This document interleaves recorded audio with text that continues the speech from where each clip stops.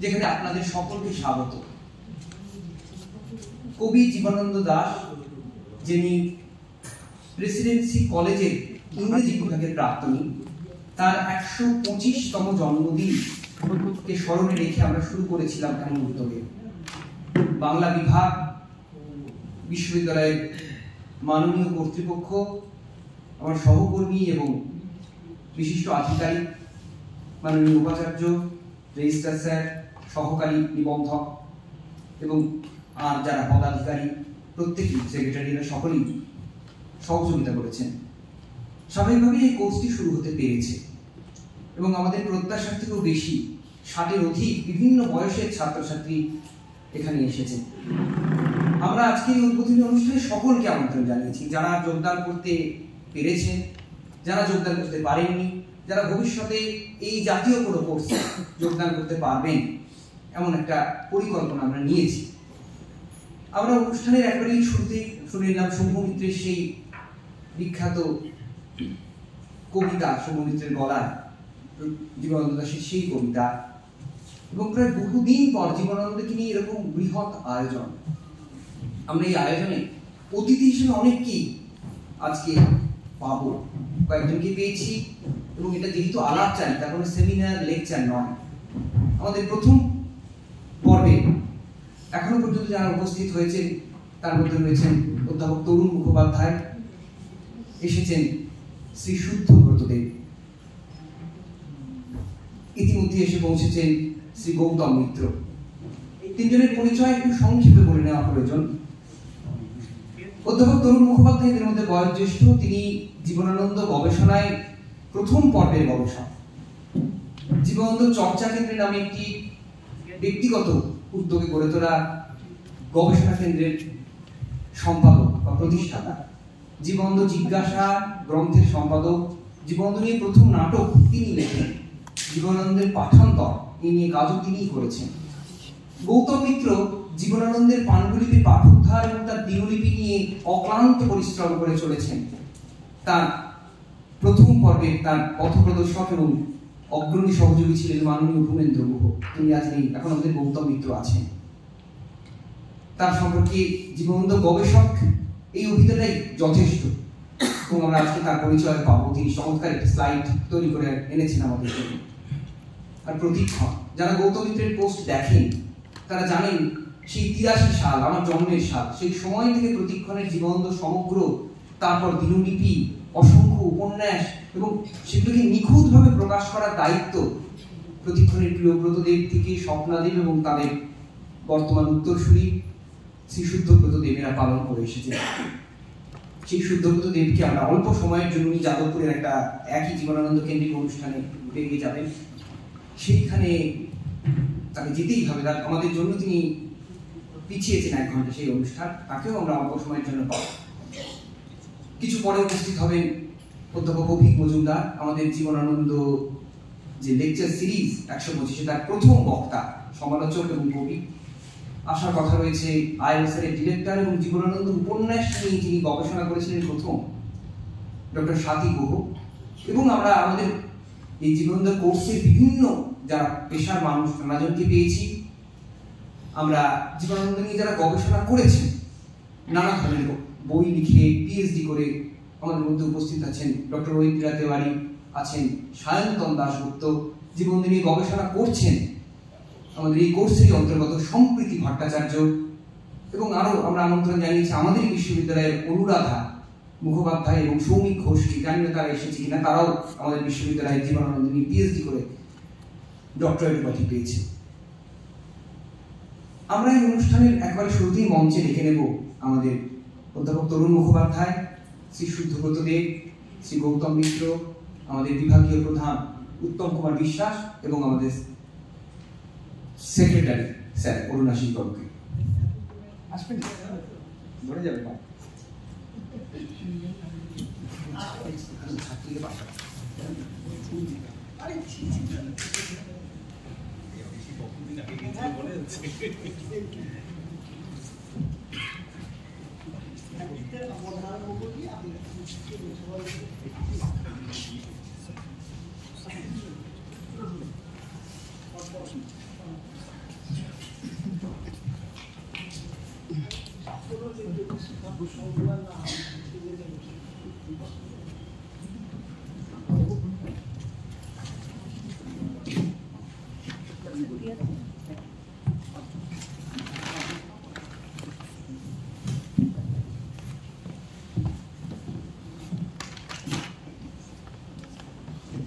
আমরা স্টাডিজের পক্ষ থেকে আমাদের 5 জন অতিথিকে সামান্য ফুল এবং স্মারক দিয়ে বরণ করে দেব। আমাদের ছাত্রী অঙ্কিতা এবং তরুশ্রী সেখানে এই কাজ করবে।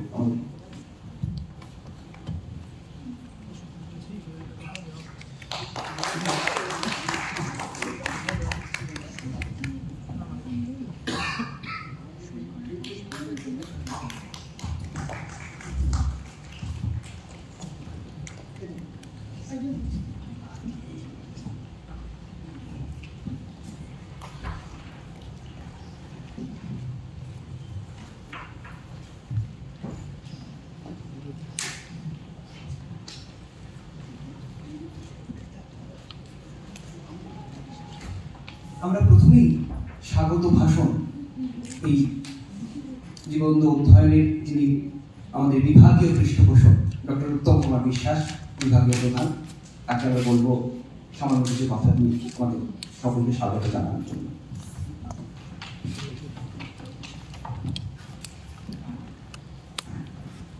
নমস্কার, সকলকে শুভেচ্ছা। সবার আগে আমি ধন্যবাদ জানাবো আমাদের সহকর্মী, অত্যন্ত কাছের বন্ধুপ্রতি তরুণ অধ্যাপক রিতম মুখোপাধ্যায়। ইউজিসির একটি বিশেষ সুবিধা আমরা সিলেবাসে পাই। সেইখানে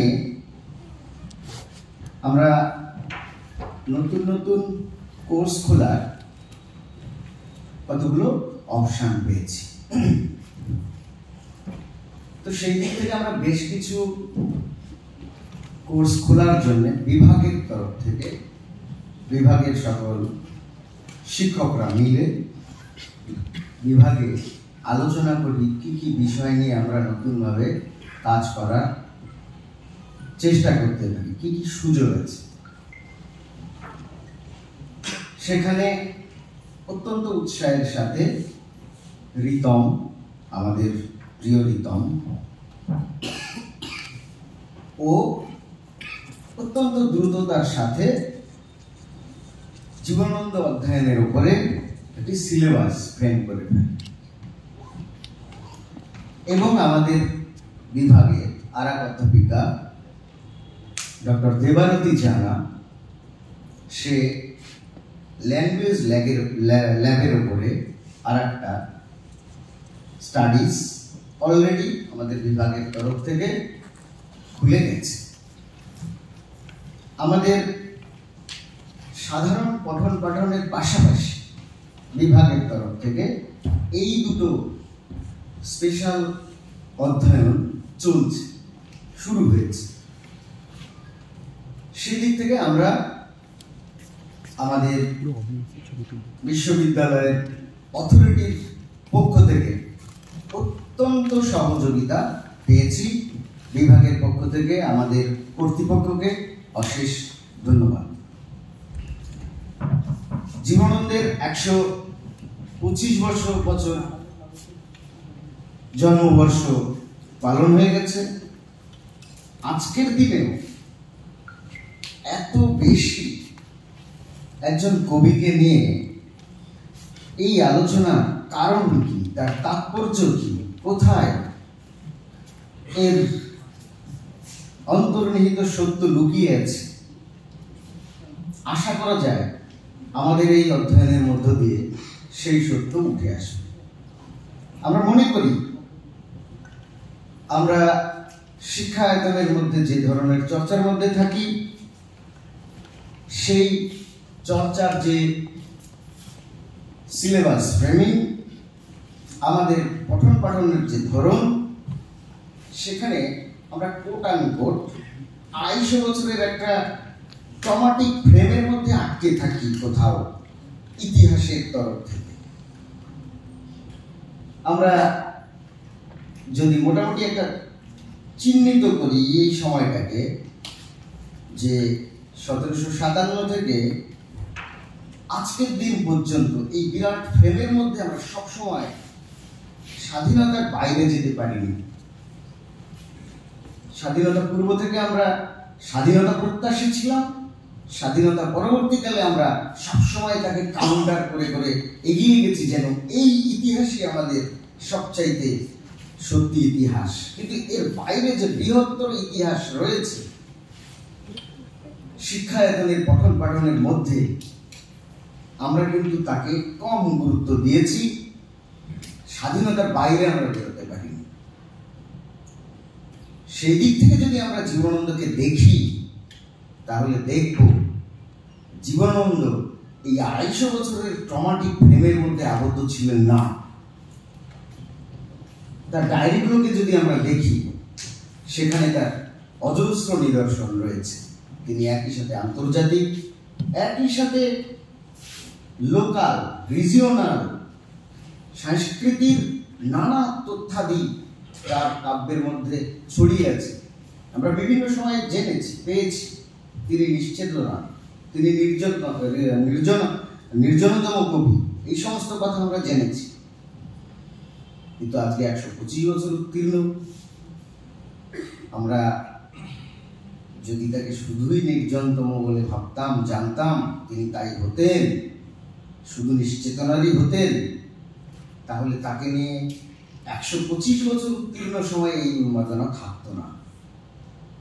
বাংলা কাব্য জগতের ইতিহাসে যে কথা এযাবৎ হয়ে এসেছে, জীবনানন্দের পরে যে কথা আমরা এখন পাচ্ছি, আমার ধারণা মানুষের মনের অন্তঃস্থলের যে সত্য তিনি বাক্যের মধ্যে নির্মাণ করে গেছেন, সেই সত্য আধুনিক কালের কবিরাও তুলে ধরতে পারেননি বলেই আজকে আমরা জীবনানন্দের কাছে পৌঁছতে চাই। তো এই জীবনানন্দ অধ্যয়ন বিশ্ববিদ্যালয়ের তরফ থেকে আরো বৃহত্তর জায়গায় পৌঁছে যাবে, এই আশা রেখে সকলের প্রতি আমার শ্রদ্ধা জানিয়ে ক্ষুদ্র বক্তব্য শেষ করছি। ধন্যবাদ।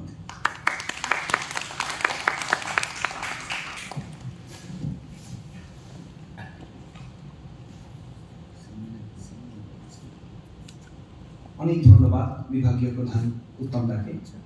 আমরা মাননীয় শুদ্ধব্রত দেবকে ডেকে নেব। এই কোর্স সম্পর্কে তার প্রতিক্রিয়া তিনি যদি জানান, কিছু বলেন, আমরা ভবিষ্যতে ওকে ক্লাসেও পাবো এবং প্রত্যাশা আমরা রাখি।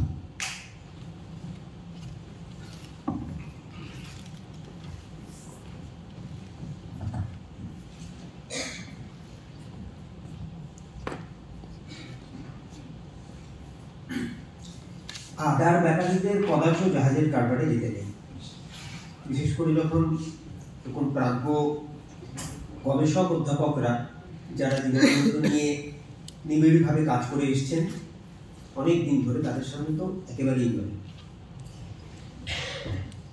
জীবনানন্দকে কিভাবে পড়ব এটা আমার বিষয় নয়, আমি পাঠক হিসেবে জীবনানন্দকে পড়ি, কিন্তু সেটা আলোচনার যোগ্যতা রাখে না। জীবনানন্দকে পাঠের জন্য কিভাবে উপস্থাপিত করব, এটা কিঞ্চিত হলেও আমাদের কাজের বিষয়। আমরা জীবনানন্দ যখন প্রকাশ করি, অন্য বইপত্রের সঙ্গে তার একটা ফারাক থাকে। যেভাবে জীবনানন্দের এই অধ্যয়ন পাঠ্যক্রম যারা চালু করেছেন তারা ধন্যবাদ, কৃতজ্ঞতা জানানো উচিত তাদের। একজন কবিকে নিয়ে একটি পাঠ্যক্রম শুরু হওয়া বিরল ব্যাপার, কিন্তু খুব গুরুত্বপূর্ণ ব্যাপার। আজকে জীবনানন্দের 125 বছর আমার পূর্ববর্তী বক্তা খুব জরুরি কতগুলো কথা বলে গেছেন, যে এই যে নির্জনতম কবি, নিশ্চেতনার কবি, এর মধ্যে আটকে থাকবে কিনা। 83 সালে প্রতিক্ষণ যখন প্রথম জীবনানন্দের পাণ্ডুলিপি ধরে তার অপ্রকাশিত রচনার বিপুল সম্ভার পাঠক সমক্ষে নিয়ে আসে, সেই সময় জীবনানন্দ নিয়ে বাঙালির বোঝাপড়া কেমন ছিল, জীবনানন্দ মানে রূপসী বাংলা। ফলে এমনকি প্রতিক্ষণের সংস্করণে রামানন্দ বন্দ্যোপাধ্যায় যখন বাসমতীর উপাখ্যানের প্রচ্ছদ করছেন, তার মধ্যে সেই এলাইত নারী, শরীর, পাখি, অসম্ভব সুন্দর কাজ ছিল। কিন্তু বাসমতীর উপাখ্যান উপন্যাসটি অত্যন্ত কর্কশ। এখন এই চাঁদফুল লতা পাতা রূপসী বাংলা আমাদের কাঁথা থেকে কলকে তোলা প্রতীকের মাঝখান থেকে জীবনানন্দকে বার করে আনার একটা দরকার ছিল। এই কাজটি করেছেন জীবনানন্দ দাশ নিজে। 83 থেকে 90 এই 7 বছর ধরে যখন তার উপন্যাস এবং ছোট গল্প পাঠক সমক্ষে আসতে শুরু করে, তখন 8-এর দশকে আধুনিকতার গজ কাঠি কি হবে তা জীবনানন্দ নিজেই নির্ধারণ করে দেন। আধুনিকতার সংজ্ঞা নতুন করে নিরূপিত হতে শুরু করে। আজকে ধরুন 83 সালে প্রথম রূপসী বাংলার পাণ্ডুলিপি পাঠান্তর সংস্করণ বেরিয়েছিল, 40 বছরের বেশি পেরিয়ে গেছে। আবার আমরা নতুন করে জীবনানন্দ সম্পাদনার কাজে হাত দিয়েছি। এইগুলো মূলানুসারী পাঠ নতুনভাবে করা হচ্ছে। এই যে আপনারা যে অধ্যয়ন পাঠ্যক্রমে যুক্ত হচ্ছেন, তার সঙ্গে আমাদের এই প্রক্রিয়ার একটা মিল আছে। সেটা হচ্ছে জীবনানন্দের উপরিতলে ভাসমান না থেকে ডুব দেওয়া, অন্যতর তলের অন্বেষণ করা, এবং 2025-এ আমরা জীবনানন্দকে কিভাবে পড়ব, কেতাবি ভাষায় যাকে অ্যাপ্রোচ বলা হয়, এটাকে নির্ধারিত করা। আমরা যখন কাজ করি, ধরুন গৌতমবাবু ভালো করে জানেন এই ধরনের কাজ বারবার তাকে তার মুখোমুখি হতে হয়েছে। ধরুন একটা কথা বলি যে আমরা পাঠ করতে গিয়ে পুরোনো পাঠে ভুল খুঁজে পাই, কিন্তু সেই পুরোনো পাঠগুলো যদি না হতো তাহলে তার উপর দাঁড়িয়ে আজকে এই নতুন পাঠ নির্মাণের কোনো প্রয়োজন হতো না। আমি একটা ছোট্ট উদাহরণ দেব, যেটি পরবর্তীতে অধ্যয়ন পাঠ্যক্রমে আপনাদের কাজে আসবে। জীবনানন্দের ভুল নিরূপণ।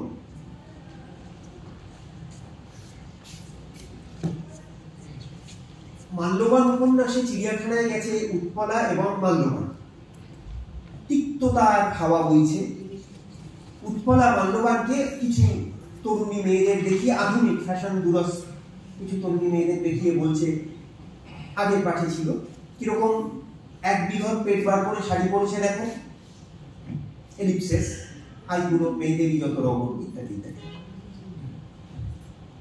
আসল পাঠে রয়েছে কেমন হবল করে শাড়ি পরেছে দেখো, এলিপসেস।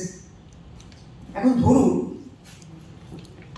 যদি এই হবল করে শাড়ি পরেছে না জেনে এক বিঘত পেট বার করে শাড়ি পরেছে আপনারা পড়তেন, কারুর মাথায় আকাশ ভেঙে পড়তো না। কারণ প্রত্যেকে জীবনানন্দ গবেষক নন। জীবনানন্দ কি লিখেছিলেন তার থেকে জীবনানন্দ কেন লিখেছিলেন সেটা বোঝা আমাদের কাছে জরুরি। আমরা মূল ভাবটা ধরতে পারছি। কতগুলো ফ্যাশন দুরস্ত মেয়েকে দেখে উৎপলার বুক জ্বলে যাচ্ছে এবং সে তিক্তভাবে মাল্যবানকে এই কথা বলছে। এখন আমরা আধুনিক সম্পাদনায় অথবা আধুনিক পাঠ্যক্রমে যখন আপনারা যাবেন, আমরা কি করবো? আমরা ভুল নিরূপণ করব, ভুল সংশোধন করব, কিন্তু তার সঙ্গে সঙ্গে সংশয় থাকলে তার তলাতেও নিম্নরেখ দেব। অর্থাৎ এটি হতে পারে কি, আমি এখানে পাঠকমনকে সক্রিয় করলাম, আমার সম্পাদনা প্রক্রিয়ার সঙ্গে যুক্ত করে নিলাম এবং শব্দার্থ নিরূপণ করব। আমরা এই সম্পাদনার ক্ষেত্রে এখন অবরোহী পদ্ধতি, রিডাকটিভ মেথড যেটাকে বলা হয়, সাধারণ থেকে বিশেষে যাওয়া, তাকে প্রয়োগ করছি। অর্থাৎ জীবনানন্দ কি লিখেছিলেন না, এখানে কি লিখতে পারেন তিনি, তার অন্যান্য উপন্যাসে তিনি কি লিখেছেন, কেন লিখেছেন। হবল করে শাড়ি পরা, ধরুন খুব কিছু মাথায় আকাশ ভেঙে পড়তো না আগের কথাটুকুও থাকলে, কিন্তু হবল করে অর্থটা বুঝতে পারলে আমরা এক ধাপ উঠতে পারতাম। হবল স্কার্ট ফ্রান্সের একটা পুরনো ডিজাইন, যেখানে মেয়েরা হাঁটু অব্দি স্কার্টটা টাইট করে আটকানো থাকতো, তার নিচে ঘাগরার মতো ছড়িয়ে যেত। আপনাদের যারা পুরনো ছবি টবি দেখেছেন তারা জানেন সায়রা বানুরা একসময় এই ধরনের শাড়ি পরতেন। এইটা হচ্ছে হবল করে শাড়ি পরা। জীবনানন্দ এই নির্জনতম কবি, নিশ্চেতনার কবি, এই আধুনিক ভোকাবুলারি, এই আধুনিক ফ্যাশনের সঙ্গে জলচল ছিলেন। এই মজাটা আমরা হারাবো যদি অর্থটা না বুঝি। কিন্তু মূলত যে কাজগুলো আগে হয়েছে তাতে কিন্তু জীবনানন্দের মূল ভাব, উপন্যাসের এবং গল্পের মূল ভাব ব্যাহত হয় না। এইবার এই যে চিড়ে চিড়ে দেখার প্রক্রিয়া, এতে যদি পাঠকদের মস্তিষ্ককে আমরা সক্রিয় করি, তারা আমাদের সঙ্গে যুক্ত হন, তাহলে মিথস্ক্রিয়া শুরু হবে, অর্থাৎ জীবনানন্দ পাঠ নতুনভাবে শুরু হবে। আজকে শুধু অক্ষরে আমাদের আটকে থাকলে চলবে না, অক্ষর পেরিয়ে, অক্ষরের অর্থ, শব্দ পেরিয়ে শব্দের অর্থের কাছে আমাদের যেতে হবে। আমার মনে হয় এই কাজ অনেক ভালোভাবে আপনারা পারবেন, আপনারা সেই ভাগিদার যারা যারা এই অধ্যয়ন পাঠ্যক্রমে যুক্ত করছেন নিজেদের। যে প্রাজ্ঞ অধ্যাপক গবেষকরা এই কাজ করে এসছেন, আমরা যারা এই পাঠগুলো উপস্থাপনার কাজ করছি, তাদের জীবনানন্দ চর্চা আরো নির্ভুলতর হবে, এটা আপনারাই নিশ্চিত করবেন, এই বিশ্বাস আমার আছে। সকলকে ধন্যবাদ।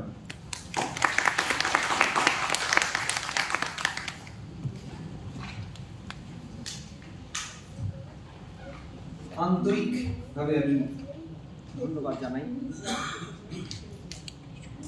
মাননীয় শুদ্ধব্রত দেবকে এবং চমৎকার উৎসাহ ব্যঞ্জক এবং কিছু যুক্তিসঙ্গত কথা উনি আমাদের জানালেন।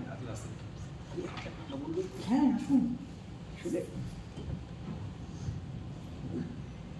যাদবপুর বিশ্ববিদ্যালয় মানে এসসিটিআর এর সঙ্গে যৌথভাবে আছে বোধ কবিতাটি পাণ্ডুলিপি পাঠান্তর আমরা প্রকাশ করব, সেই জন্য আমাকে চলে যেতে হবে। এখন নিজের বক্তব্য শেষ করেই চলে যাওয়াটা শুধু অসৌজন্য নয়, মানে অসভ্যতা, কিন্তু আমার বাধ্যতা বুঝে আপনারা আমাকে ক্ষমা করবেন, এইটুকু আপনাদের কাছে প্রার্থনা করছি।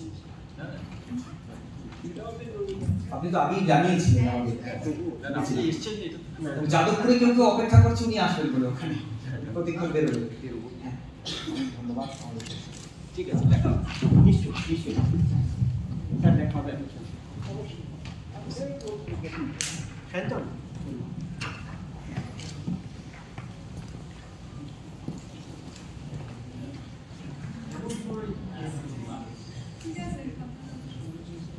আমাদের অনুষ্ঠান চলতেই থাকবে। আমরা তো জানি যে জীবনানন্দের এই যে আলোচনার যে চিঠি আপনাদের পাঠানো হয়েছে, যে পোস্টার আপনারা স্ক্রিনে দেখতে পাচ্ছেন, এখানে পরিষ্কারভাবে লেখা আছে একটি আলাপচারিতা বা এক আলাপচারিতা। অর্থাৎ আমরা এখানে শুধুমাত্র শুভেচ্ছা, কিছু বার্তা বা শুভেচ্ছা বিনিময় এমন নয়, এখানে একটা আলাপচারিতার জায়গা, কথোপকথনের জায়গা, কিছু কথা শুনবো, পরবর্তী পর্বে কিছু প্রশ্ন বিনিময়, মত বিনিময় হবে, এরকমই আমাদের ঘন্টা দুয়েকের একটা পর্ব আমরা রেখেছি। আমাদের মধ্যে ইতিমধ্যে উপস্থিত হয়েছেন অধ্যাপিকা সহেলী চৌধুরী। সহেলী সে যেমন গবেষণা করেছে বাংলা কবিতায় রঙের ব্যঞ্জনা নিয়ে, যার একটা অধ্যায় জীবনানন্দের রঙের মনস্তত্ত্ব, এবং সহেলী আরেকটি চমৎকার কাজ করেছে যে সম্প্রতি এটা অনেকেই লক্ষ্য করেনি অথচ বই গেছিল, যে দেবীপ্রসাদ বন্দ্যোপাধ্যায়ের যে কাব্য সমগ্র জীবনানন্দের আছে, তাতে জীবনানন্দের সেই কাব্য সমগ্রে দেখা যাচ্ছে যে মোট 16টা গান জীবনানন্দ লিখেছেন। গৌতম মিত্র ওখানে বসে আছেন, তিনি ওইদিকে আমাদের লক্ষ্য রাখতে বলেছেন। পাশাপাশি বাংলাদেশি কিছু গানের সুর দেওয়া হয়, যেগুলোর তথ্য পাওয়া যায়, ব্যাখ্যা পাওয়া যায় না। এছাড়াও এই গানগুলোর মধ্যে তরুণ মুখোপাধ্যায় একটি প্রবন্ধ লিখেছেন গানের জীবনানন্দ, যেখানে তিনি আরো দুটি গানের উল্লেখ করেছেন, যেগুলো তার মনে হয়েছে যেগুলোর মধ্যে গানের লক্ষণ রয়েছে। সেগুলি গান কিনা সেটা পরের প্রশ্ন, তার মনে হচ্ছে এগুলো গানের লক্ষণ আক্রান্ত। যে গানটা যেটা আমরা এখানে আমাদের স্ক্রিনে দেখাচ্ছি, একটা হচ্ছে এসো এসো এসো আমার কাছে তোমার আশা, না হলে বলে যাবে না ভালোবাসা, এবং দ্বিতীয়টি হচ্ছে ভোরের কবি জ্যোতির কবি। এই দুটোকে তার গানের লক্ষণ আক্রান্ত মনে হয়েছে, তার লেখার সেটার উল্লেখ রয়েছে। এবং আরো কেউ কেউ বাংলাদেশে এটা নিয়ে চর্চা করছেন। কিন্তু সহেলীর ভূমিকা যে সেই জীবনানন্দের গানগুলোতে সুর দিয়েছে বেশ কিছু গানে, এবং সেগুলো জীবনানন্দ সঙ্গীত হয়ে উঠেছে, এর সঙ্গে রবীন্দ্রসঙ্গীত বা নজরুল গীতির কোনো তুলনায় আমরা যেতেই চাই না। কারণ রবীন্দ্রনাথ বা নজরুল গানের জগতে একটা বিশেষ জায়গায় রয়েছেন, জীবনানন্দের সঙ্গে তার তুলনা চলে। জীবনানন্দের সেই সকলেরই রবীন্দ্রনাথের মতো একটা জায়গায় পৌঁছতে চাওয়া 30-এর কবিদের লক্ষ্য ছিল, পরবর্তীকালে 50-এরও কবিদের লক্ষ্য। রবীন্দ্রনাথ একটা সেই আকাশের মতো দৈবন্তিক মহত্ব জীবনের ভাষায় বললে। তো সহেলি গান আমরা দুটো শোনার কথা, একটি গান সহেলি এখানে উপস্থিত আছে, ওকে ভিডিও পাঠিয়েছে, সেটা আমরা এখানে দেখছি এবং আমরা শেষের দিকে গিটারে গানটা একবার শুনবো, আবার তারপর মাঝামাঝি পর্বে একটা এসে সেই সহেলির গানটি আমরা এখানে চালিয়ে দিচ্ছি, যেটা আমরা এখানে শুনতে চাই।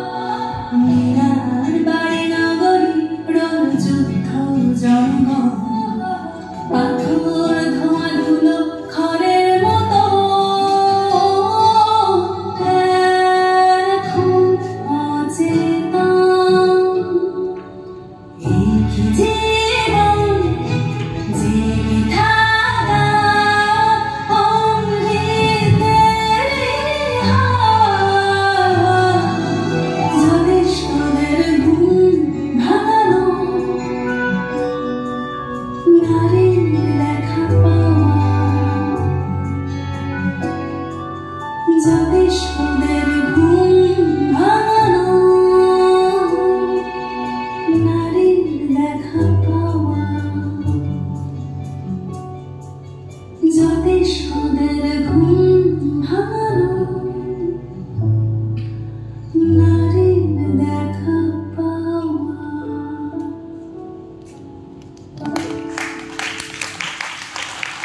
এবং এই ছবিগুলির চিত্রহীন অবশ্যই বসেই আছেন শ্রী গৌতম মিত্র, তার কাছ থেকেই এই ছবিগুলি পাওয়া গিয়েছে।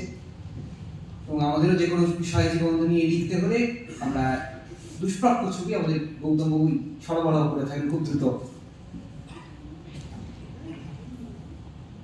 এখানে বেশ কিছু ভিডিও দেখতে পাচ্ছেন, কিন্তু পরপর তো ভিডিও নিশ্চয়ই চালাবো না, আমরা কথোপকথনেই যাব।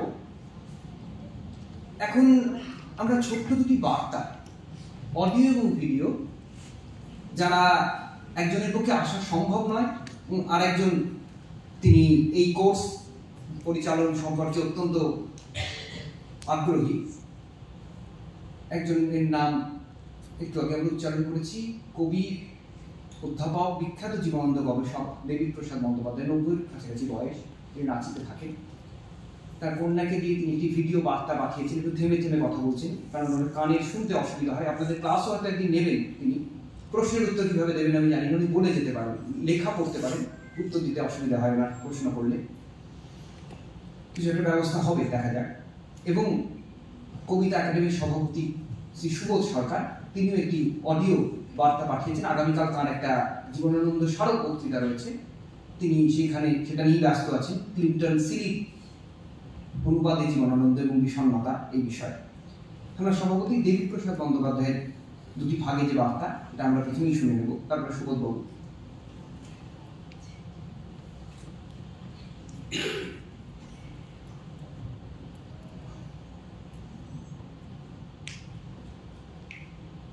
আপনাদের জীবনানন্দ পাঠ্যক্রম সম্বন্ধে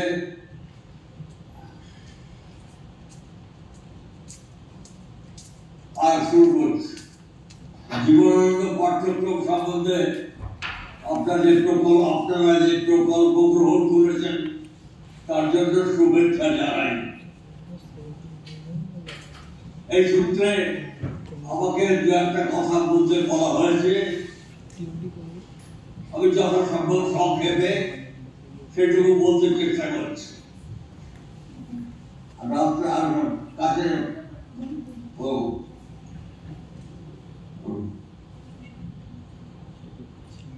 জীবনানন্দ কবি ছিলেন, কিন্তু একজন কবি, প্রকৃতির কবি অথবা মধুর শব্দবন্ধের কবি, এটা বললে তার পরিচয় দেওয়া হয় না।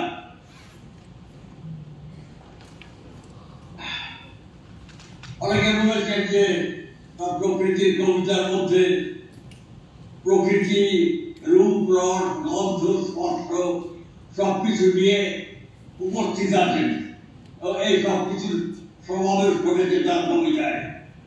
কিন্তু যতক্ষণ না এদের মধ্যে পারস্পরিক বিনিময় হয়, সৃষ্ট বিনিময় হয়, ততক্ষণ পর্যন্ত এর কোনো সমবায়িক আবেদন তৈরি হয় না। যে কথা প্রথম বলেছিলেন তার মৃত্যুর পরে শশীভূষণ দাশগুপ্ত,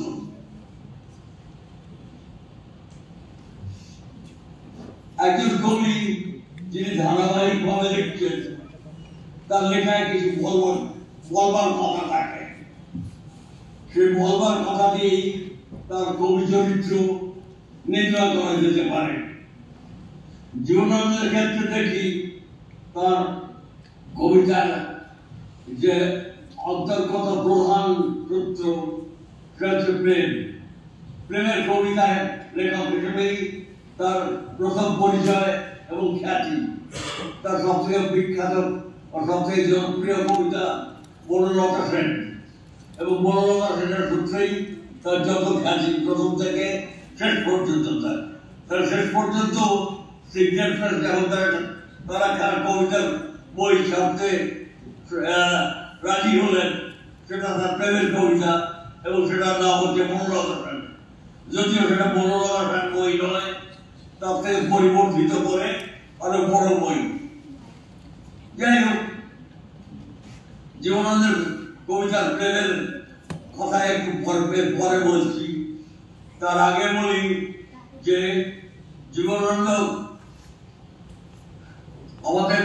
আমাদের এই দেশে গেলে কি বলবো, এই দুনিয়াতে তিনি আমার নতুন একটা কৃষি যুগ আনতে চেষ্টা করেছিলেন, বারবার কথা বলেছিলেন। তিনি যে সোভিয়েত যে ইন্টারন্যাশনাল গুলো হচ্ছিল, সারা পৃথিবীর বিভিন্ন কমিউনিস্ট ভবত দেশ যে ভবনা গ্রহণ করেছিলেন, তাতে তিনি বলেছিলেন যে আরো অনেক আন্তর্জাতিক যদি হয় তারা কৃষিজাত মানব প্রস্তুত করবার চেষ্টা করছে। তিনি হয়তো জানতেন না যে হেভি ইন্ডাস্ট্রি ছাড়া তাদের প্রকল্পের মধ্যে আর কিছু নেই এবং কৃষি তার অন্তর্গত নয়। কিন্তু তিনি কৃষি যুগের কথাই বারংবার বলেছেন এবং চিন্তাধার টেবিলে যেখানে যুদ্ধ পর্বের কবিতা তার বিশ্বযুদ্ধের পটভূমিকায় লেখা, সেই কবিতাতেও আমরা দেখি যে সারাদিন দুপুরের রৌদ্রে কৃষক এবং বলদ তার লাঙল হাতে মাঠে রয়েছে। আচ্ছা, এই থেকেই তিনি স্থির চিত্র বলে ভেবেছিলেন পৃথিবীর, যেটাতে পৃথিবীর মুক্তি হবে। এই সূত্রেই বলি তিনি যন্ত্রকে একেবারেই বরদাস্ত করতে পারেননি। তার মহাপৃথিবী কবিতাতে মনোবীজ বলে একটা কবিতা আছে, এখানে প্রথম তিনি সামাজিক বাস্তবতার কথা লিখবেন বলে পরাস্ত করেছিলেন এবং বলেছিলেন। মনোবীজের মূল কথা হচ্ছে কি যে প্রথম লাইন, জামিনের ওই ঘনবন যারা মানুষের হাতে তৈরি হয়নি, জামিনের ঘনবন ওইখানে রয়েছে যারা, তাই রচয়িতাদের মধ্যে মানুষের হাত পড়েনি। মানুষটার মেধা দিয়ে যেটা তৈরি করেছে সেটা হচ্ছে যন্ত্র, যে যন্ত্র তাকে একদিকে হয়তো উন্নতির দিকে নিয়ে যাবে, কিন্তু সেটা তার শাসনেরও কারণ। এই যন্ত্রের কাছে তাকে আত্মপাত করতে হবে। এটি তার রচনার প্রথম ব্যাপার, যে তিনি কৃষি যুগ ফিরিয়ে আনতে চেয়েছিলেন, ফিরিয়ে আনার কথা বলেছিলেন এবং যন্ত্রকে তিনি মানুষের শাসনাস্ত্র বলে মনে করেছিলেন। এরপর প্রেমের কথাকে বলি। তার প্রেমের মধ্যে প্রধান যে ব্যাপার, তার সমস্ত রচনার প্রধান যে মাত্রা, সেটা হচ্ছে পারবিকতা। তিনি যে লেখাই লিখুন তার মধ্যে একটা জগতের মধ্যে অতিরিক্ত অতিথিয়তা আছে এবং তার মধ্যে পরমের স্পর্শ আছে। তিনি স্পষ্টত ঈশ্বরের কথা বলেননি, কিন্তু বলেছে একটা মহাপৃথিবীর কথা, যেটা আমরা জাগতিক জীবনে পূর্ণ করতে পারি না, মহাপৃথিবীর জীবনে এটা পূর্ণ করতে পারি স্বপ্নের মধ্যে। তিনি সত্যের থেকে স্বপ্নকে বড় বলে মনে করেছেন। স্বপ্ন এইটা পাঠানোর পরে ওর মেয়ে আমাকে জানালেন, অধ্যাপিকা বিজয়া বন্দ্যোপাধ্যায়, যে বাবার আরো 1 মিনিট কথা বলার আছে, তাহলে শেষ করতে পারেনি মাঝপথে, এই 1 মিনিটটা আবার আলাদা করে পাঠিয়েছে। একটা কথা আরো বলা দরকার, জীবনানন্দ ত্রিকালে বিশ্বাস করতেন, অতীত, বর্তমান এবং ভবিষ্যৎ। আমরা দেখি তিনি তার জীবনের যাত্রা পথ শুরু করেছেন একেবারে দূর ব্যাবিলন থেকে। আমরা দেখি এক্সোডাসের আমেরিকান মিশর থেকে, ফারাওদের মিশর থেকে, কুফু, খাপড়া এদের সময় থেকে তার যাত্রা শুরু।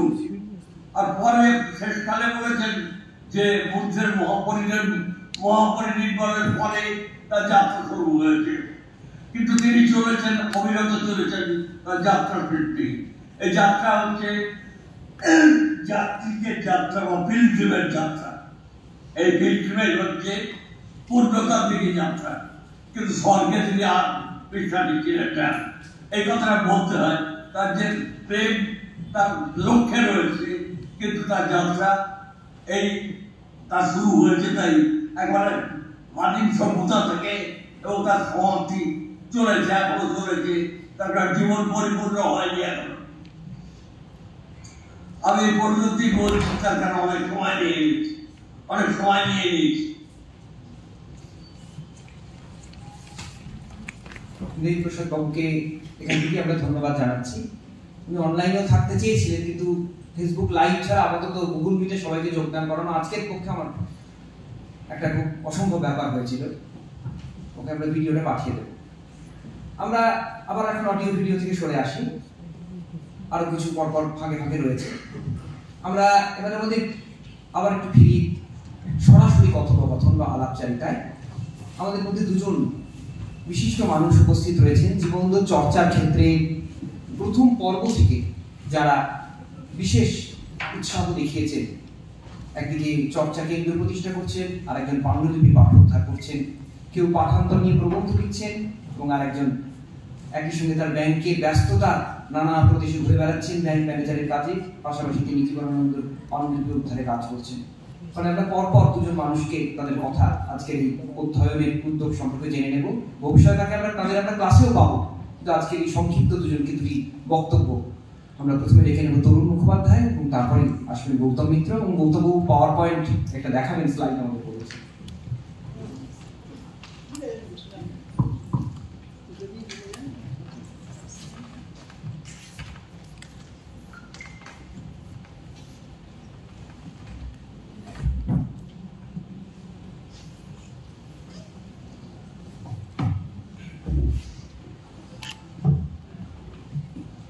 সবাইকে শুভেচ্ছা জানান। বেশি ভূমিকাগত নীতি দেরিতে শুরু হয়েছে। এই যে জীবনানন্দ অধ্যয়ন প্রেসিডেন্সি বিশ্ববিদ্যালয়ে শুরু হলো বা আজকে উদযাপিত হচ্ছে, প্রীতম জানিয়েছে যে তার একটা পূর্বসূত্র ছিল, যেটা জীবনানন্দ চর্চা কেন্দ্র নামে আমি করেছিলাম। চন্দননগরে থাকি, চন্দননগরেই করেছিলাম। বেশ কয়েকটা অধিবেশনও হয়েছিল, অনেক বিশিষ্ট জনরাও এসেছিলেন, অনেক শুভেচ্ছা বার্তাও এসেছিল, জার্মানি থেকে অরবরঞ্জন আগ্রহী ছিলেন মানে এইখানে একদিন আসবেন বলে। তো যাই হোক, যেটা হলো যেটা আমি বেশি দিন চালাতে পারিনি। এই না চালানোর ব্যাপারটা সকলেই জানেন, যেটা আমি রিতমকেও বলেছি, যে জীবনদো এই কথাটা মাথায় রাখতেন যে সুচেতনার এই পথে পৃথিবীর ক্রমমুক্তি হলো, কিন্তু সে অনেক শতাব্দীর মনীষীর কাজ। অর্থাৎ দু একজনের দ্বারা এইসব চালানো সম্ভব নয়, একটা সংঘবদ্ধ প্রয়াস। একজন নিশ্চয়ই উদ্যম নেবেন বা উদ্যমী হবে, কিন্তু বাকিরা যদি না থাকে তাহলে সেটা ওই শুরুতেই শেষ হয়ে যাবে। এটাই আমার অন্তত ব্যক্তিগত যে অভিজ্ঞতা, তাতে আমি দেখেছি। আমি অনেক চেষ্টা করি সেই যাকে বলা যায় সংবাদ মাধ্যম থেকে আরম্ভ করে বিভিন্ন জায়গায় প্রচার করা থেকে, কিন্তু দাঁড় করাতে পারিনি। মানে কিছু মানুষেরও নানারকম ধরনের অভিযোগ ছিল যে সবাই জীবনানন্দকে ছাপিয়ে তারাই সেখানে মুখ্য হবেন, এরকম একটা প্রস্তাব এসেছিল আমার কাছে, যে আমরা কেন বলছি সেটাই বড় হচ্ছে না, আমরা কি বলছি সেটা বড় হচ্ছে কেন, এইভাবে কেন আকাশবাণীতে বলা হচ্ছে, কেন কাগজে রিপোর্ট হচ্ছে। আমি সেটা আমি জানি না, আমি যা হচ্ছে আমি পাঠিয়ে দিচ্ছি। তারপরে দেখলাম যে এদের ঠিক এইভাবে চর্চা নিয়ে এটা ফোকাস হতে যাচ্ছে সবাই। তখনও আমার মনে যে ব্যাপারটা ছিল সেটা রিতমের মধ্যেও আছে, টেগর রিসার্চ ইনস্টিটিউট, সেখানে আমি দু একবার গিয়েছি অনুষ্ঠানগুলো, মানে এইগুলো পড়াশোনা করতে যাইনি, এমনি নানারকম, মানে দুবার একবার নিহাররঞ্জন রায় এসেছিলেন, আরেকবার অঞ্জয় চক্রবর্তী এসেছিলেন, সেসব শুনতে গিয়েছিলাম। তা তখন আমার এরকম একটা আদলের মূল্য হয়তো বেশ সুন্দর, সুগঠিত, সুপরিকল্পিত। তো এটা বলেও ছিল, আমরা একটা কোর্স তৈরি করেছিলাম খানিকটা, কে কী বলবেন, এক মাস এরকম আমি চালিয়েছিলাম, ত্রৈমাসিক ছিল, তারপর সেটা ষান্মাসিক হলো, তারপর বার্ষিক হলো, তারপর একদিন শূন্যে বিলীন হয়ে গেল, আর সেটা চালানো গেল। তো যাই হোক, সেটাকে আবার নতুন করে নতুনভাবে সাজিয়ে এখন একটা ইনস্টিটিউশনের সহায়তা নিয়ে, সহকর্মীদের সহায়তা নিয়ে ও যে শুরু করেছে, এটা যদি থাকে খুবই ভালো হয়। কারণ রবীন্দ্রনাথের পরে আর কোনো কবিকে নিয়ে এরকম কাজ হয়নি, হবে কিনা আমি জানি না, কারণ সেই ব্যক্তি সকলের মধ্যে নেই, যেটা জীবনের মধ্যে আছে, যেটা এতদিন চাপা পড়েছিল। মানে জীবনানন্দ বলতে যেটা উত্তম বলেও গিয়েছিল, এটা মানে প্রায় আত্মবাক্যের মধ্যে সকলেই বলে নির্জনতম কবি, নিশ্চেতনার কবি, এবং যেটা বুদ্ধদেব বসু বিশেষভাবে আরোপ করেছিলেন। জীবনানন্দকে ওই পর্ব পর্যন্ত বসু, কোন পর্ব পর্যন্ত না বর্মদা সেন মহাপৃথিবী, এই পর্ব পর্যন্ত ধূসর পাণ্ডবী তিনটে মিলে যে জীবনানন্দ সেটা, তারপরে জীবনানন্দ নিঃস্বর নিঃস্বাদ। এখন বুদ্ধদেব বসু এই কবিতা বুঝতেন না, কবিকে বুঝতেন না, সবই বুঝতেন, কিন্তু আসলে তার মানসিকতাটা ছিল রোমান্টিক এবং প্রেমিক। ফলে তার কবিতার মধ্যে যখনই তিনি দেখছেন যে একটু সমাজে, রাষ্ট্রে, যুদ্ধে, সংঘাতের ছবি আসছে জীবনের কবিতায়, তখনই তার মনে হচ্ছে এই মানুষটা পথভ্রষ্ট, ইনি একটু অন্যদিকে হাঁটার চেষ্টা করছেন, এটা আমরা ঠিক পথ নয়। অথচ জীবন যখন বদল করতে চাইছেন পথ, এই জায়গায় ওই দুই ভিন্ন মানসিকতা। কারণ সবাই আমরা জানি যে বুদ্ধদেব বসু যেমনই খুব না কেন, যাই করুন না কেন, আদ্যন্ত খুব রোমান্টিক এবং লিরিক কবি। যাই হোক, জীবনানন্দ অধ্যয়ন নিয়ে, আলোচনা নিয়ে নানা রকম তার দিক উদ্ঘাটিত হবে আশা করছি, কারণ এটা তো 6 মাসের ব্যাপার। আমার অভিজ্ঞতার একটা অংশ বললাম, ডিটেলস এখানে মানে পুঙ্খানুপুঙ্খ বলার জায়গা নয়, বলেও লাভ হবে না। শুধু এইটুকু বলতে পারি যে এই ধরনের কাজ করার ক্ষেত্রে অসম্ভব ধৈর্য এবং নিষ্ঠা দরকার হয়। রিতম যেটা বলেছিল, যখন আমি কবি শুদ্ধশত বসুর সঙ্গে দেবের সঙ্গে কথা বলছিলাম, যে জীবনানন্দের সে কবিতার যে পাঠান্তর ছিল আমাকে ভারবীর গোপীমোহন দিয়েছিলেন। আমি তখন কোচবিহার সরকারি কলেজে পড়াই, আমি রাত জেগে জেগে সেইগুলো তখন মানে করতে হয়েছে, কারণ আমার বাড়িতে আমার স্ত্রী মানে সন্ধ্যায় ঘুমিয়ে পড়ে, আলো যাবে না, খুব প্রবলেম হয়ে পড়ে, সেই চিত্রালয় থেকে সেইটা নিয়ে এসেছে। ফলে এখনো আমাদের বাড়িতে সন্ধ্যেবেলা এটা আমরা খুব অস্বস্তি বোধ করি, লোকজন এলে রিতম জানে, কেউ ঘুমিয়ে পড়ে, ওঠে অনেক রাত 2:30, 3টে, 3:30 উঠে পড়ে, তখন আমার আবার নতুন করে ঘুম পায়। তো যাকে সেই সময় আমি রাত জেগে জেগে ওই পাঠোদ্ধারের কাজ করেছিলাম। অন্তত আমার মনে আছে মাস 2-3 শুধু লেগেছিল, ওই জড়ানো হাতে লেখা, কোন শব্দ কেন, শুধু সেইটাই নয় যে আমি পাঠটা দাঁড় করলাম, এবার কেন এটা করলেন, ওই যেটা সূত্রতবাবু বলছে যে কেন ওটা এলো, কি লিখতে চেয়েছেন, কেন বলতে চেয়েছেন, তখন আমার কাছে কোনো মডেল ছিল না। আমি সেইটা করে আমার নিজের মনে হয়েছিল আমি করেছিলাম, ভালোবাসি করেছি। আমি সেটা পাঠিয়ে দিলাম অরুণ বসুর কাছে, রবীন্দ্রভারতী বিশ্ববিদ্যালয়ে। উনি পাওয়ার পরেই সঙ্গে সঙ্গে আমাকে চিঠি লিখলেন যে এটা তো খুব ভালো কাজ করেছেন ভাই, আপনাকে আমি জানি না, হ্যাঁ আপনার 2-1টা লেখা 2-1টা পত্রিকায় পড়েছি, তো এটা আমরা রবীন্দ্রভারতীতে যদি ছাপি আপনার আপত্তি আছে? আমার কোনো আপত্তি নেই, আমার লেখা ছাপে খুশি হয়ে আমি তো ছাপুন। তো ছাপা হলো, এবং আশ্চর্যভাবে লোকে কপি পর্যন্ত দেয় না যেখানে, সেখানে উনি 10খানা অপ্রিন্ট পাঠিয়ে দিলেন, পত্রিকা পাঠান 10টা পাঠান, বলে এগুলো সবাইকে দেবে। তো সেই ব্যাপারটার পরে আমি খুব চেষ্টা করলাম যদি আরো কয়েকটা কবিতাকে নিয়ে, অন্তত 10টা কবিতা নিয়ে যে একটা কাজ করা যায়, একটা বই করা যায়। পাবোটা কোথায় পাণ্ডুলিপি? মঞ্জুশ্রী দাস আমার সঙ্গে প্রাইভেট নিয়ে দিয়েছিলেন, উনি অনেক পড়াশোনা করেছেন, তারপরে শেষের দিকে মানে শেষ চেষ্টার জন্য এসেছিলেন, আমার মাস্টারমশাই প্রণবরঞ্জন ঘোষ পরিচয় করে দিয়েছিলেন।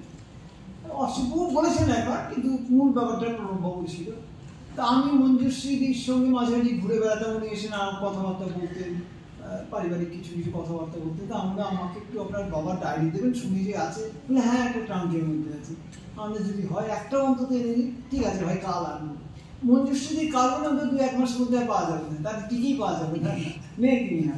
তার মধ্যে সব বিস্মৃতির মধ্যে যাবে, পরীক্ষা আছে মনে হচ্ছে, তারপর হঠাৎ একদিন হাজির, ধরুন ভাই পরীক্ষা, আমি তো নোট ফোট করে নিচ্ছি, করে দেবেন আমাকে 10টা। আমি তাহলে হোস্টেলে ধরুন, আমি তো তখন হোস্টেলে থাকি, ছেলেদের হোস্টেল, সেখানে মহিলার প্রবেশ নিষেধ, উনি জীবনানন্দের কবি কন্যা, হোস্টেল সুপার হচ্ছে কবিতা অনুষ্ঠান না, অতএব কোনো ব্যাপারই না, তো অনুষ্ঠান আছে, তখন যে দাপট সেটাকে ভাবতে হবে না, কি দাপট আছে সময়।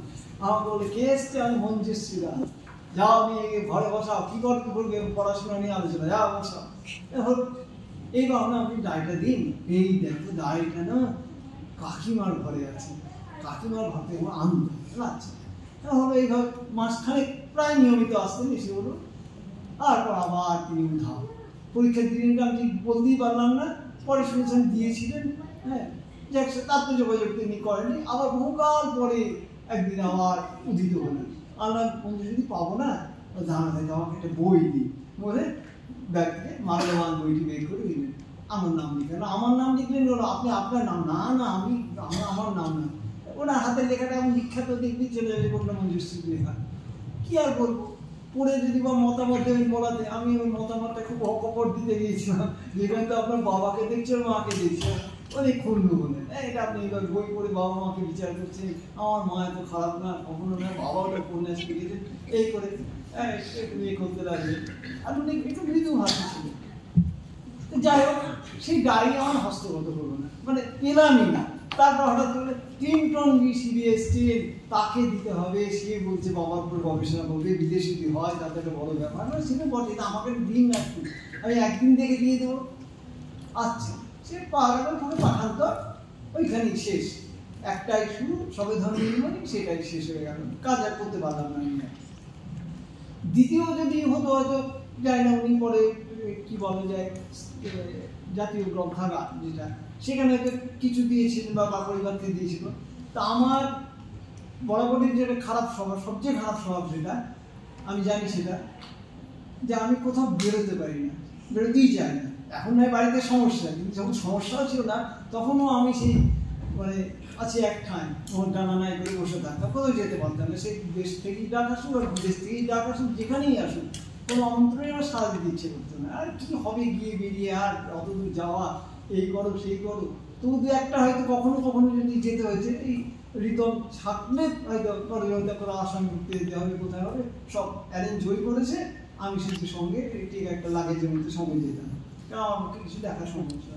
তো বিদেশ যাওয়া তো সেই রকম পন্ডিচেরিতে আমার বেশ কিছুদিন নমিনি করে রেখেছিল, আর ফোন করে আসুন স্যার বলেছে ইউনিভার্সিটিতে বললো, আমরা কী করে যাবো, বলে আপনি এইটা ধরে ওইটা ধরে না, এখন কোনোটাই ধরতে পারবো না। তো আমাকে বাড়ি থেকে যদি কেউ হাতে ধরে নিয়ে যায় আমি যেতে পারবো, আমি কিন্তু পারবো না। এই করে 2 বছর পাই নিয়ে রাখতে হলো আমাকে, তারপরে আপনার নামটা কেটে দেবো না, কেটে দিই, আমি যেতে পারছি না। তো এই তো কাণ্ড আমার, মানে বাজে সব আমি জানি, কোনোটাতেই ইয়ে করতে পারি না, ভালো নিজের ঘরের মধ্যে ভালো থাকে। তাহলে লাইব্রেরি গিয়ে যেটা খোঁজা আছে কি না সেটা দেখা, পড়াশোনা করার সময় গিয়েছি, কিন্তু এইটার জন্য কেন যায়নি আমি জানি না। আমার উদ্যম হয়তো দেবে কি না দেবে ভগবান জানে। বারবার যাওয়ার ন্যাশনাল লাইব্রেরিতে একটা জিনিস খোঁজা মানে সমস্ত দিন বন্ধ, আর কিছু হবে না সেখানে।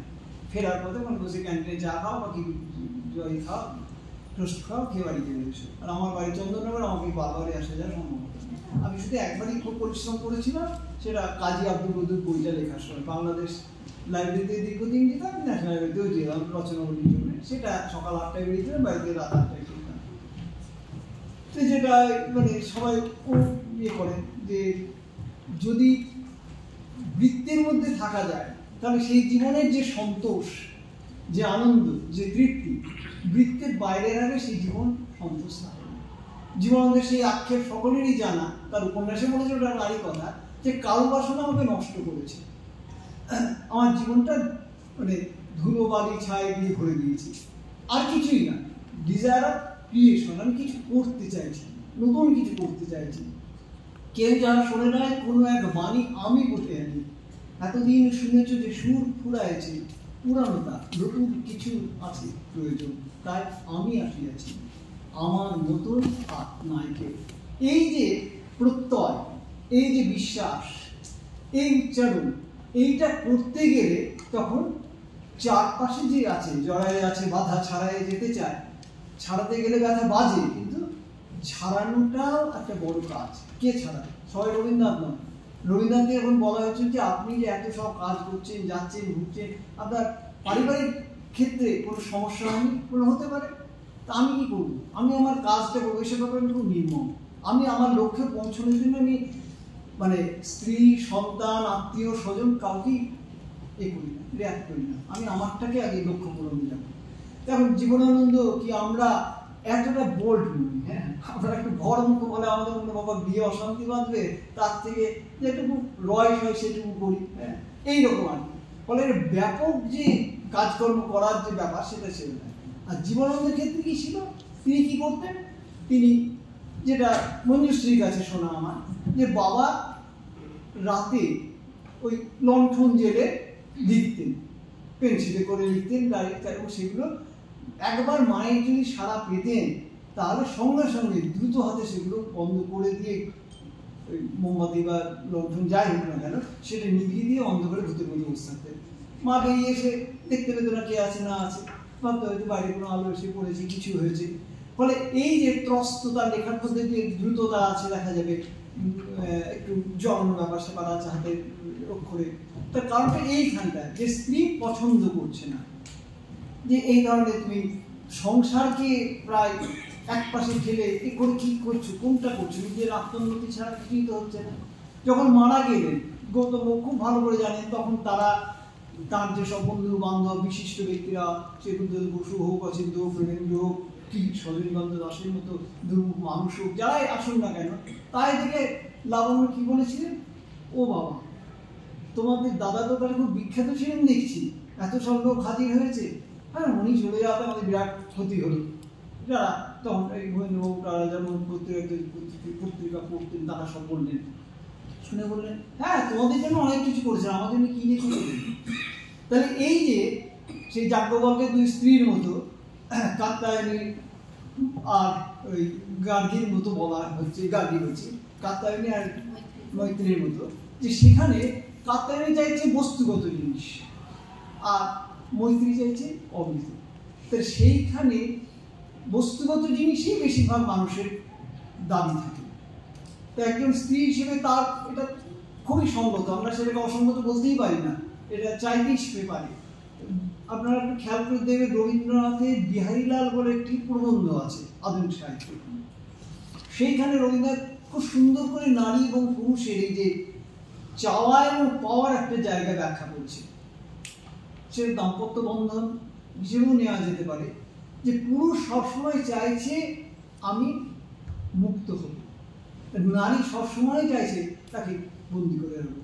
এই যে একটা মানে বন্ধন এবং মুক্তির দ্বন্দ্ব, সেই দ্বন্দ্বের মধ্যে সবসময় লক্ষ্য স্থির রাখা সম্ভব, যেটার একটা প্রতিফলন আছে তার বনলতা সেন কবিতার মধ্যে, যেটা বহু উচ্চারিত বহু ব্যবহৃত, সকলেই জানেন সেটা, যে ওই যে বক্তব্যটা চারিদিকে জীবনের সমুদ্র সফেন, তো সেই সমুদ্র সফেনটি এমনিতেও সমুদ্র সফেন, তো তিনি জীবনের যে নোনা সমুদ্রে হাবুডুব খাচ্ছেন সেটাও তো সত্যি ঘটনা। সেখানে আমাকে দুদণ্ড শান্তি কে দেবে? তাহলে সে কল্পিত নারী হতে পারে, সেটা কোনো বাস্তবের নারী হতে পারে, তাকে তো খুব মানে নির্দ্বিধায় কেউ চিহ্নিত করতে পারছে না, নানা রকমভাবেই তার ব্যাখ্যা স্যাখ্যা আছে, নানা রকম আছে। আমি সেটা নিয়ে বলতে চাইছি না এই মুহূর্তে, কারণ এই বনলতা সেন নিয়ে আমি একটা কাজ করে রেখেছি। তো যাই হোক, সেখানে একটা ব্যাপার আছে যে জীবনানন্দ খুঁজছেন, কি খুঁজছেন, খুব ছোট্ট একটা ব্যাপার, দুদণ্ড শান্তি। এই শান্তি খোঁজার ব্যাপারটাই তার সারা জীবনের একটা বড় ভূমিকা, এবং সেই শান্তি খুঁজছেন নারীর কাছেই খুঁজছেন। যদিও নারী সম্পর্কে যে শুদ্ধশতবাবু বলে গেলেন যে আজকে বোধ কবিতা পাঠান্তর নিয়ে একটা তাদের উদ্বোধন বা কাজ হয়ে, তো সেই বোধ কবিতাতে তার নারী সম্পর্কে একটা বিরূপ ধারণা আছে, সবাই জানেন। ভালোবেসে দেখিয়াছি মেয়ে মানুষেরে, অবহেলা করে দেখিয়াছি মেয়ে মানুষেরে, ঘৃণা করে দেখিয়াছি মেয়ে মানুষেরে, আমার এসে ভালোবাসিয়াছে আসিয়াছে কাছে, উপেক্ষা সে করেছে আমারে, যখন দেখেছি তারে ভালোবেসে তারে। তাহলে এই ভালোবেসে ডাকার পরে কি হচ্ছে, নক্ষত্রের দোষ আমার প্রেমের পথে বারবার দিয়ে গেছে বাধা, তবু এই ভালোবাসা ভুলু আর কাঁদা। অর্থাৎ একই সঙ্গে এই ভালোবাসার অমৃতপানের চেষ্টা, আবার অন্যদিকে সেটা ধুলো কাদা হয়ে যাচ্ছে একেবারে। তাহলে এইরকম একটা দান্দিক প্রক্রিয়ার মধ্যে জীবন দিয়ে চলতে হচ্ছে।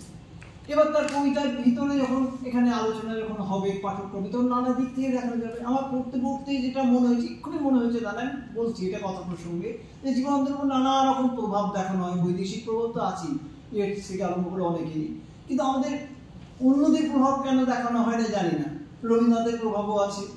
তার আগে ঝরা পরশটা প্রায় মুখস্থ হয়ে গিয়েছে সবার, যে সেখানে নজরুল, মহিলাল, সত্যেন্দ্রনাথের প্রভাব আছে, এটা সবাই জানে। কিন্তু মধুসূদন দত্তেরও যথেষ্ট প্রভাব আছে, এটাও কিন্তু একটু খেয়াল করে দেখা দরকার। ওই যে অন্ধকার কবিতা বা অন্য জায়গায় আমরা এখন পড়ি অরব শব্দটি, তখন এটা মধুসূদন থেকে সরাসরি নিয়ে আসা, সরামাত্র পাওয়া যায় যেখানে আছে। আর একটা খুব মজার ব্যাপার, যে বনলতা সেনের যে নাবিক হাল ভেঙে হারাইছে দিশা, সেই যে হাল ভাঙা নাবিকের ছবি, সবুজ ঘাসের দেশ যখন সে চোখে দেখে দাদুচিনিকে ভূতম, সেই যে আশ্রয় বা প্রশ্রয়, এইটা অনেকদিন আমাদের কাছে একটা অদ্ভুত নিরূপম যাত্রা বলে মনে হয়েছে। দেবপ্রসাদ বাবু খুবই পণ্ডিত এবং খুবই অনুসন্ধানী মানুষ, তিনি এর ব্যাখ্যা করতে গিয়ে বিয়াত্রিচেকে টেনে এনেছেন, যে এই অনুসন্ধানটা যেন বিয়াত্রিচেকে খুঁজছেন দান্তে গভীর অরণ্যে বা ইনফার্নো নরকের মধ্যে, সেখানে এই যাত্রাটা চলছে।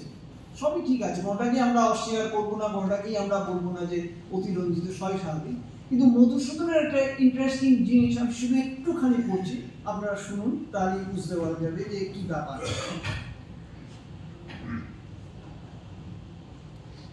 শর্মিষ্ঠা নাটকের 4র্থ অঙ্কে আছে এটা, প্রথম বর্ণনা। রাজা বলছেন,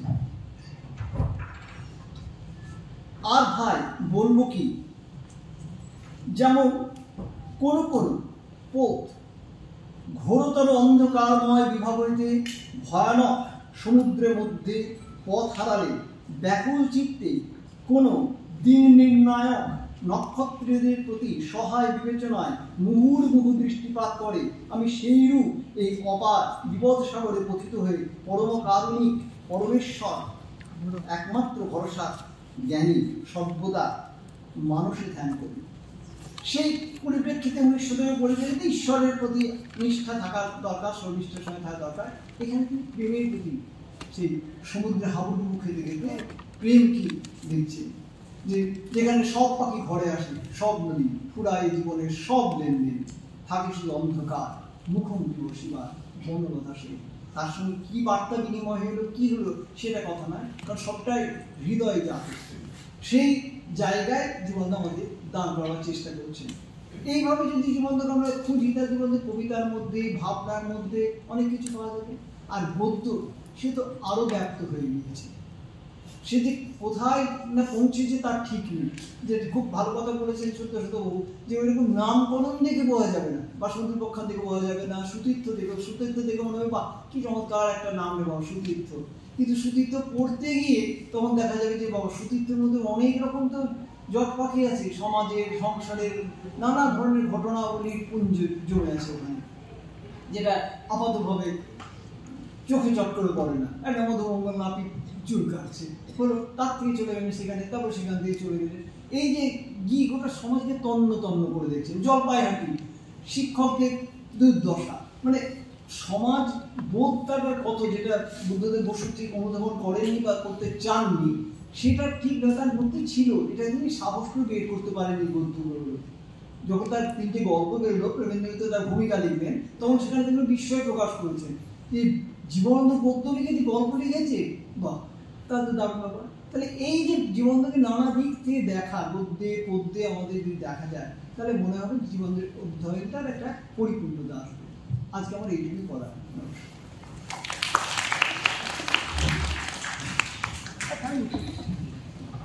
মাননীয় গৌতম মিত্রকে আমরা এবার ডেকে নেব।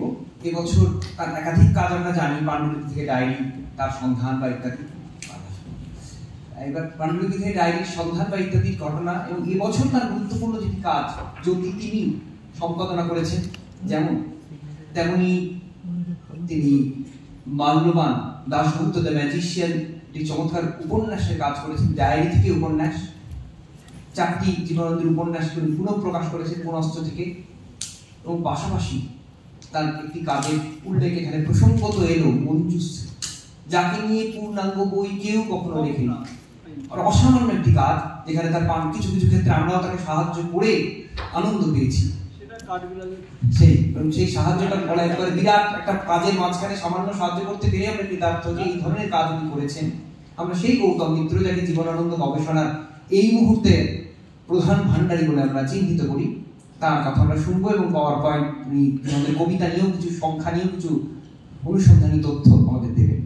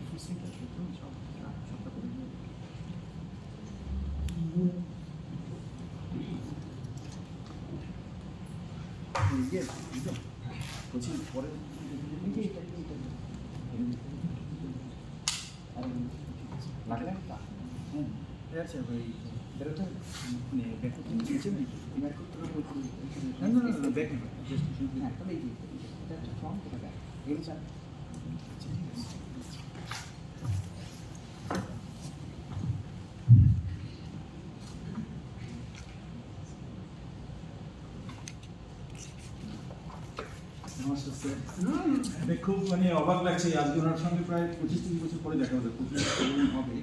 আমি তখন তো জীবনানন্দ দাশের জন্মশতবার্ষিকী বার্ষিকী শুরু হয়নি, অনেক আগের কথা। আমি তখন গৌহাটিতে, আমি তখন মানে গৌহাটিতে থাকতাম, তখন আমার বয়স খুবই কম। আমি শুধু এই জীবনানন্দ চর্চা কেন্দ্র নামটা শুনে আমি ছুটে গিয়েছিলাম, মানে আমি কিচ্ছু চিন্তা না কলকাতা তখন। আমি মানে সেই অনেক কষ্ট করে গিয়ে আমাদের ওখানে মনে আছে, আপনার মনে আছে নিশ্চয়ই স্যার? হ্যাঁ, হালকা মনে আছে, স্বাভাবিক সেটা। তো শুধু জীবনানন্দ নামটা, জীবনানন্দ চর্চা কেন্দ্রের নামটা, এবং উনি খুব মানে আমার সঙ্গে তারপরেই আমার দেখা হলো এতদিন পরে। ইউটিউবের সঙ্গে আমার খুব যোগাযোগ আছে, যে প্রায় যোগাযোগ, কিন্তু হ্যাঁ হ্যাঁ তারপরে আমার খুব ভালো লাগছে। আজকে আমি পরে বিস্তারিতভাবে বলবো, আজকে আমি যেটা বলছি এটা খুব গুরুত্বপূর্ণ একটা মানে দিক একটা, যে জীবনানন্দ দাশের মৃত্যুর প্রায় 70 বছর হয়ে গেল, এবং আজ অবধি আমরা যদি প্রশ্ন করি, কেউ যদি কাউকে প্রশ্ন করে যে জীবনানন্দ দাশের মোট কবিতা সংখ্যা কত, আমরা কেউ উত্তর দিতে পারবো না, কেউ পারবো না। এটা আমি খুব দায়িত্ব নিয়ে বলছি যে আমরা কেউ, হ্যাঁ এটা আমরা বলতে পারবো যে জীবিত কালে তার 162টি কবিতা বেরিয়েছে, এতটা কাব্যগ্রন্থ বেরিয়েছে, এই কবিতা বেরিয়েছে, সেগুলো বলতে পারবো, কিন্তু মোট কবিতার সংখ্যা কত সেটা আমরা আজও বলতে পারবো না। তার কারণটা ইয়ে ছিলেন এখানে প্রতিক্ষণের, হ্যাঁ উনি ছিলেন, তো উনিও ব্যাপারটা জানেন যে এর সমস্যা অনেক।